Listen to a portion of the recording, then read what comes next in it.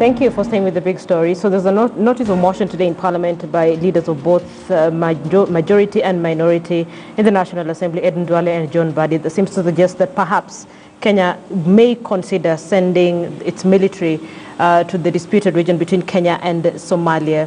And that is a conversation we're having today. On the big story, we're speaking to Abdi Wahab Sheikh, Horn of Africa commentator. We're also speaking to Professor George Wajakoya, who's a lawyer, but in his own right, very well versed with regional affairs. Gentlemen, thank you for staying with me. So it's not just, first of all, both of you agree that perhaps there is an exaggeration. So what you're seeing between Kenya and Somalia is not the first of its kind. So we have Israel and Lebanon. At some point we had Turkey, Cyprus, and Greece on the other hand. There's also a more complicated case like that of South China Sea, which brings together Philippines, Vietnam, and Malaysia in addition to China. But question is, Abdi Wahab, did this case really have to go to the ICJ? And are there alternative dispute resolution mechanisms that could have been put in place by Somalia before we get to ICJ? You know, Linda, and to be honest, if you look at the historical part of the dispute, right from the beginning, there is what they call international involvement in this case. As we speak right now, the United Kingdom, the United States, and Norway, which associate member of the European Union, together with China, are back in Somalia. While France, only France are back in Kenya. So that's how the level of international involvement in this dispute as well. If this dispute continue the way it is right now, if you exaggerate and continue this issue, what will happen? Both countries, both Kenya and Somalia shall lose what they call the war on terror. Not only the case of Al-Shabaab, maybe what they call the ISIL or Al-Qaeda may find a foothold in the region and in Kenya in particular. Not only for that, it had even renewed what they call, other rebellions, like the name of NFD or what they call the Bawani Liberation Front. Listen. You never know that. Okay. So basically what I'm saying is, this issue is not, both countries, I'll advise both countries, to come back and revive the spirit of pan-Africanism. We can sit together through what they call the IGAD. We can go through what they call African Union. We can sit together, both two nations. But exaggeration, the whole thing, and what they call igniting the tension between the two countries will not help the situation at all. So basically, what I'm going to advise both nations is, let us just wait for this issue of the International Court of Justice, which both countries, in fact, the signatory to it. From there, for instance, China, Philippines, they have gone to court, and the court ruled in favor of Philippines. But it's still the area in dispute and the convention of the China. And now they are talking together. They are sharing what you call the resources and everything. Nothing is impossible. The people, they can come together. But Africanism, pan-Africanism must prevail. These people, they can be a neighbor forever. They cannot, they can't afford to be, what they call enemies at all. The level of integration between the two communities, you cannot imagine. So the issue is the political elite, the academic, societies, together with every individual of both countries, must help the situation to resolve this issue once and for all. Professor Wajakoya, so Abdi Wahab says perhaps it's time we think of removing that case from the ICJ, the other dispute resolution mechanisms that perhaps Kenya and Somalia can make use of in solving this. So from where you sit, what would be the best avenue for sorting or solving this between Kenya and Somalia, and why?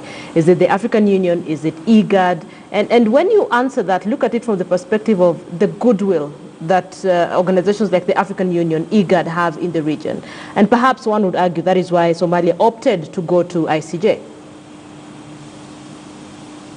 First of all, the AU and IGAD have resolutions that require member states who are facing dispute to go for alternative dispute settlement, which is also the iota of international law. International conventions promote tranquility and peace among members, in that if there is a problem, then they have to solve it in a harmonious way.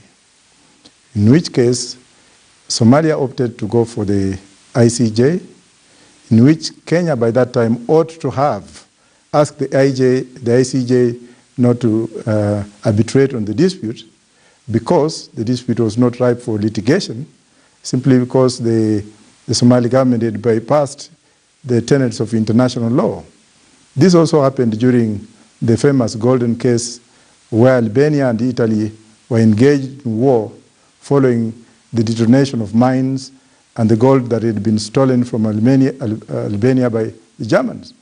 What happened later on is one of the parties had actually consented to the dispute, the same way Kenya has consented to this one in court by actually recognizing the jurisdiction of ICJ before they again went back to court in 2016 to say that ICJ had no jurisdiction. They went to the United Nations, and the United Nations Committee formed a commission to inquire, to make inquiries and recommend to what ought to have been taken. In which case, Kenya has a strong case. Kenya has a strong case in that now that they have passed that level of dispute resolution mechanisms, or alternative dispute resolution mechanism, they can write to the United Nations Security Council and say, look, wait, here we are members of the Law of the Sea Convention, and this is what happened. Could you please have it in mind so that you can look into this because of the strategic position we hold to the Middle East peace process? If Kenya stands to be the gateway of the eastern region of Africa, as well as international security in the higher seas, as well as the peace in the Middle East. So if we look into this, and I agree with Abdul Wahab 100%, and look into it and accelerate and try to actually despise other countries like what Parliament is doing here, then how are we going to look at? How is the international community going to look at Kenya as a country? Are parliamentarians so drunk with this obsession that they have to go to Parliament to preempt the situation by indirectly declaring war against Somalia? The answer is no. Therefore, what Kenya's Parliament is doing, they ought not to be doing it. And as a matter of fact, they should withdraw that motion immediately and look for alternative dispute resolution mechanism. The world is going towards a global market of economic zoning, in that the world is moving towards economic emancipation in society, not the war. A small country like Mexico, which was actually a member of NAFTA, had to actually look into alternative dispute resolution with the United States over the tuna fish, and they had to adapt the World Trade Organization format, and that's what happened. So we need peace, we don't need aggression. And our parliament is now looking into the same thing that happened when the PS, Mr. Machari, also made a blunder the other day by coming up and talking to the world that Somalia was selling the stocks, but he didn't actually look into the facts. What Somalians did in London was, okay, we have some blocks within our jurisdiction which are not under threat, international threat or dispute, we need to auction this. But the man came up, recalled the ambassador, and caused mayhem. Before he apologized, the country was going into war. We don't need war, we need peace. Prof, that was going to be the next reasoning. Perhaps Parliament says, let's send our military just to safeguard the area because of the allegation that Somali may be intending, is already marketing the oil blocks. Well, what Somalia is marketing is within their own jurisdiction. Their own jurisdiction. But even if it's within the disputed enclave, the best way to do is to look at the UN Security Council, look at the AU. Let's go back to the drawing table in Addis Ababa and say, look, this is what Somalia is doing. We are making a formal complaint. And let the AU look into it, let IGAD look into it, and let's also go to the United Nations Security Council and look into it. As my brother Wahab has said, that other countries are now ganging up with Somalia because they are probably seeing what's happening in Kenya. Let's not be hypocrites. Let's look at international peace in the world and try to resolve. During Moi's era, Moi was one of the best when it came to international peace. You would never hear this kind of thing in Parliament. There was the cabinet sitting down. There was the National Security Intelligence informing the president and the cabinet on the way forward, and things were done quietly.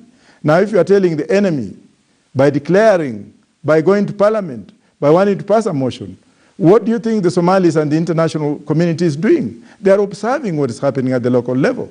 And this is the premature kind of agitation by some of these MPs who are not well schooled in terms of international affairs. Quickly, so this notice of motion from where you sit, there are those who would say it's quote-unquote a declaration of war. It is actually a declaration of war, an indirect declaration of war. When it comes to international law, we have the Rome Statute, we have Article 39, we have Article 47 and 41, 47, and also Article 51, which empowers a state to use force as a last resort. Now, what is war? Do we have physical war or do we have mental war? Which one is more dangerous than the other one? What Parliament is doing is actually indirectly declaring war against Somalia by going to Parliament to pass a motion to deploy troops. That is the work of the Cabinet, collective responsibility on national security. It should be done in camera, not in the open. I don't know where some of these MPs went or where they get their advice from. They are pouring out what ought to be inside, in-house. Do you have, both of you agree that this is an exaggeration? Linda, that perhaps, hold on. So both of you agree that this is an exaggeration, that military intervention should be the last resort. From your understanding of the region, why is it important that Kenya and Somalia, as you said before, remain friends, not foes? What's at stake for both countries? Linda, and I agree with Professor George one thing. This motion of Parliament is a waste of time and resource. The sooner they withdraw, the better. That's one issue. Secondly, the issue of the two countries, at this critical time in the history of both nations, they cannot afford to engage in negative, diplomacy. Somalia today is just it's a fragmented state compared to Kenya, which is also economic, powerhouse of the entire region.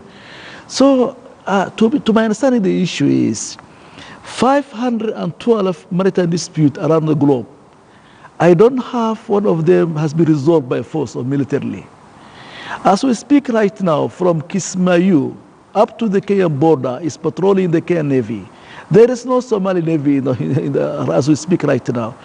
They are controlling up to we are controlling up to the Kismayu area. So the issue of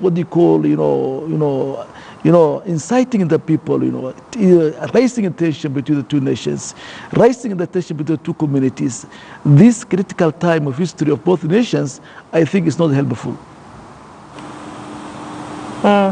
So I'm listening to the both of you. You're saying both countries cannot afford to go to war. This is not the way to get out of this. Wajakoya, let me have your final comment on this back and forth between Kenya and Somalia and the way forward.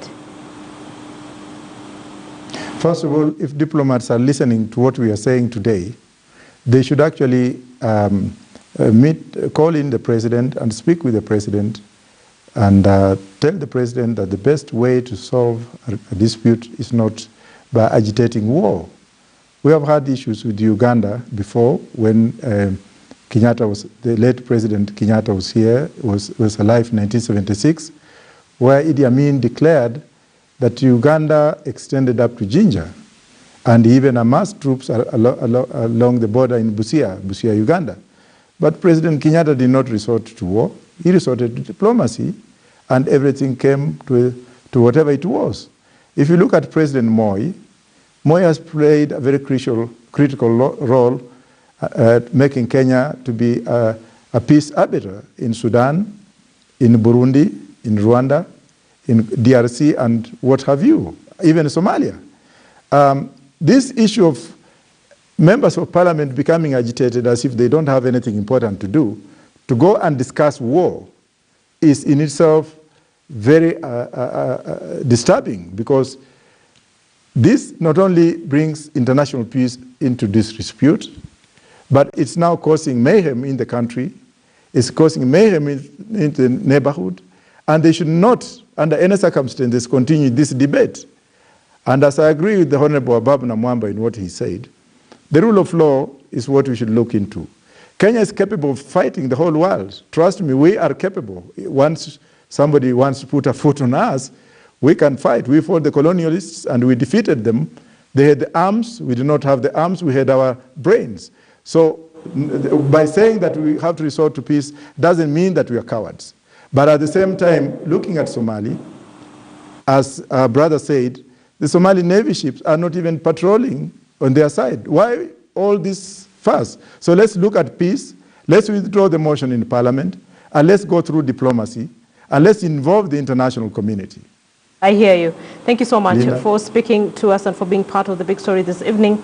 So the two gentlemen just basically saying there is an exaggeration. This thing is being blown out of proportion. Military intervention is not the way out of this.